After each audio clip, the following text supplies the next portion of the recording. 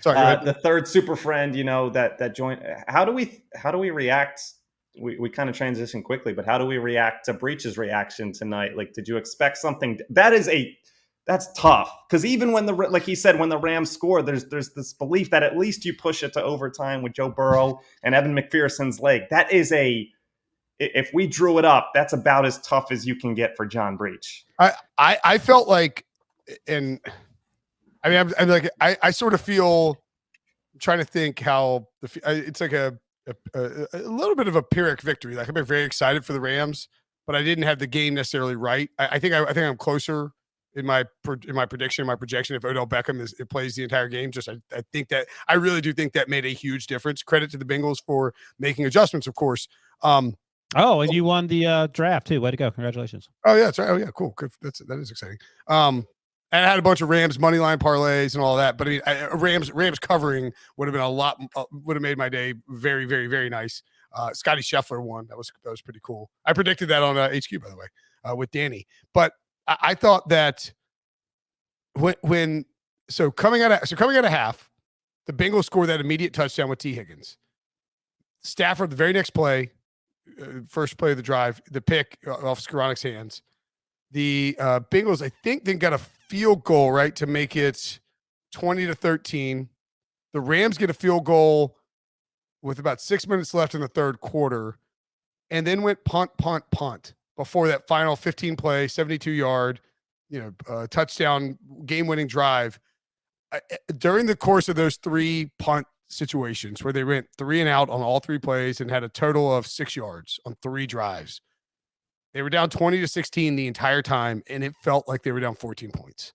Like, it felt like the game was over and that the Rams had no chance of winning, certainly no chance of covering.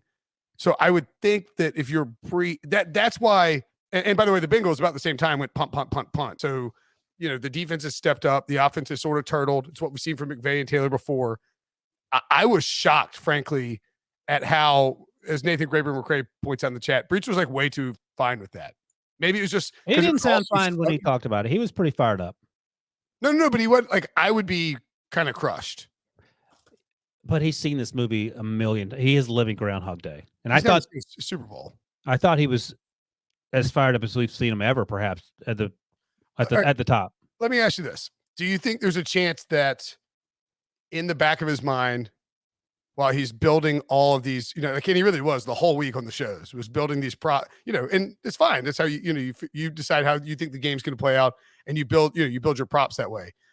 Do you think that Breech in the back of his mind was worried about getting blown out by the Rams and was just and is now kind of like pumped that the Bengals were there with a chance to win? I mean, we'll have to ask him in a few weeks after it wears off, but maybe subconsciously, but he certainly, I mean, look, you like to say this all the time. If we told you with 5 minutes to go, you're up 20-16, are you happy with that? And you're like, well, hell yeah, I'm happy with it. You signed for it.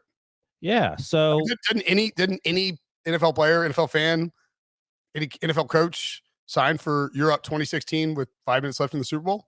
The Falcons don't against the Patriots, but every other team does. Right. But I think Breech talked about it right before he logged off to make that unfortunate walk of shame, that whatever happened before, whether T. Higgins, the call didn't happen, whether the Logan Wilson call didn't happen, the Bengals got the ball back with a minute and change to go, and they did nothing. And he said, they had an opportunity. And I do think he probably takes some solace in knowing that it wasn't a Joe Burrow pick six to end it, that type of thing. That's crushing. It was just that Matthew Stafford got hot down the end. They couldn't stop Cooper Kupp. The Bengals defense played really, really well. Oh, yeah.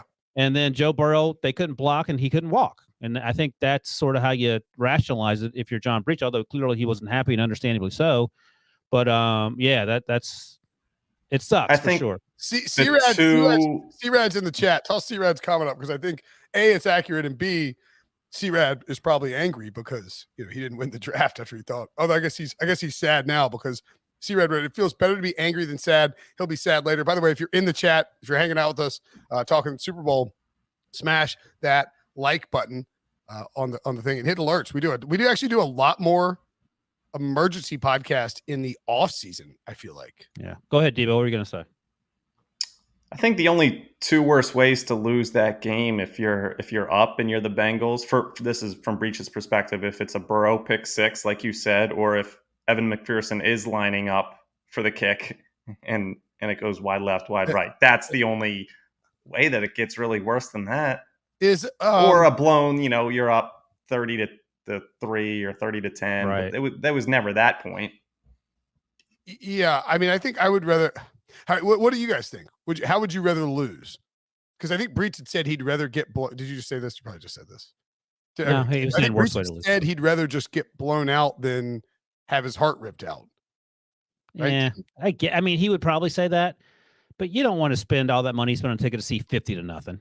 I think you want to see a good game. You enjoyed it for 55 minutes, and there are worse ways to lose football games. A lot of worse ways. Debo just counted 2. I mentioned the pick six. That's 3. I mean, you could go down the list. Your team had a chance. Like, they had a real chance to win it. And, Zach Wilson won 6 games the previous 2 years. I mean, that's huge. And the silver lining is Joe Burrow in year 2, but that silver lining does not mean a thing for 6 weeks, 6 months. Like, that's in the back of your mind a little bit, but you may never get this opportunity again. You should with Joe Burrow for the next 10, 15 years, but it really might never come around. I feel like I'm just sort of thinking how, and I mean, I'm not trying to bring up NC State because it's irrelevant, but I'm just trying to like put myself in, care. I care because I think I care equally about NC State as Breech does. Well, how did you feel about the way the Carolina Panthers played when they got their doors blown up by the Broncos and Cam Newton didn't jump on the football? That one stung pretty bad. I think that's worse that your quarterback sort of had that issue than the way that the Bengals lost. For me, well, they also had it wasn't as bad a blow as you're thinking. It was just 24-10. Okay, that's 14 points. That's a lot. I just know that I would. I just know that I would think back to if I were a Bengals fan, or if this had been State that lost 23-20 in the national championship game, I would think back. You're in the wrong parallel universe of that State thing, the national championship thing that happened. I know, or the ACC title game. I just think, or like lacrosse, the Belk Bowl, Belk Bowl. I think it was just once you get past the game and you start once you sort of get past the initial rush of what an insane ride that Super Bowl was, and you're sitting down to your family and you're talking about, hey, it's been great hanging out. We got to see our team in the Super Bowl. Then you start batting around the 4th down decisions, the refs calls. You start reliving it. And I just think this sort of loss sits with you longer as something that you relive. So, Debo, how did you feel about the Donovan McNabb, Fred X, T.O.? Because that, Donovan didn't play well down the stretch. I feel like that probably hurt more than what Breech might be going through. Yeah, and it's different, I think, when you're a kid. Now, my dad wasn't a kicker for the Eagles, but that was 7th grade for me. I didn't go to school until Thursday. I faked a sickness Monday, Tuesday, Wednesday, and my mom was okay with it.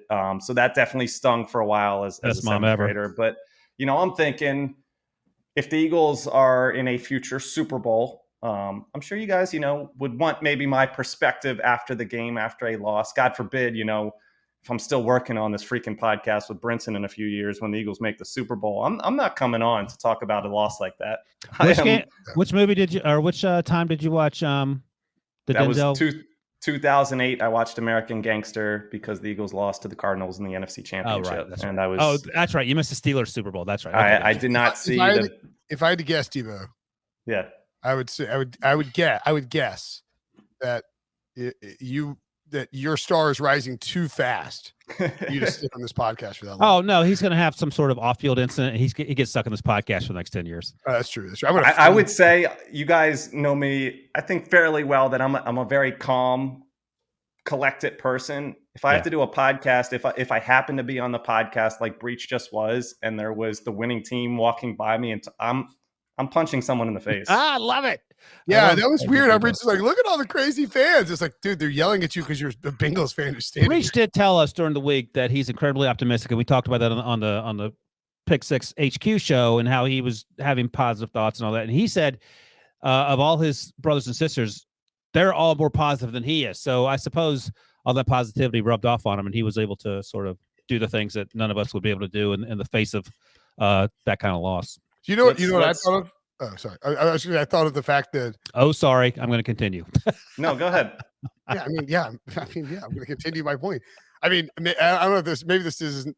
I thought of the fact that I wanted to pick the Rams to win the Super Bowl before the season, and then Breech completely horned in on my Rams take, and it was like on like HQ in the podcast, like, yeah, I'm picking the Rams. The Rams are mine. I was like, what are you doing? Get off it. So I was like, all right, I'm gonna switch to the Niners, and then Breech switched off the Rams. And the irony there was that his team lost to the team that he screwed me out of. The good news for Breech, as we're doing this podcast, it's only 8:45 p.m. in Los Angeles right now, whereas typically by the time we wrap these things up, it's 1 or 2 in the morning if you're working from the stadium. So what time did you get home on Saturday? Midnight on the dot. I pulled in my driveway at 12:30, buddy. That was a long day.